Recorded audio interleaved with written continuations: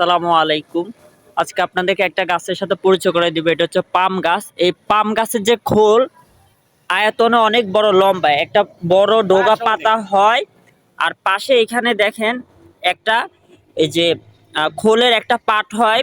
এটা সুপারি গাছের হয়। সুপারি গাছের অংশ দিয়ে কিন্তু one time plate, one time বাটি, চামচ, তারপরে গ্লাস এগুলা তৈরি করে থাকে। আপনারা ভিডিওটা শেয়ার করে দেবেন। চাইলে এই ফার্ম গাছের এই খোল দিয়েও কিন্তু ওয়ান টাইম প্লেট বাটিগুলো তৈরি করেও কিন্তু কাজে লাগাতে পারেন। সুপারি গাছ থেকে এটা কিন্তু বড় বেশি, আর এটা দিয়ে প্রচুর তৈরি করা যাবে। এটা দিয়ে ৫-৬টা প্লেট তৈরি করা যাবে। যাদের লাগবে তারা এই মিরপুর ডিওএইচএস এসে পার্কে যোগাযোগ করলে হবে। এই চাচার নাম কি?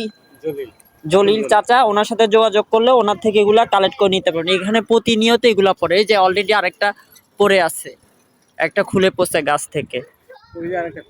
তারপর ওই যে আরেকটা প্রতিনিয়ত এখান থেকে পরে আপনারা চাইলে এই চাচা থেকে কালেক্ট করতে পারবেন।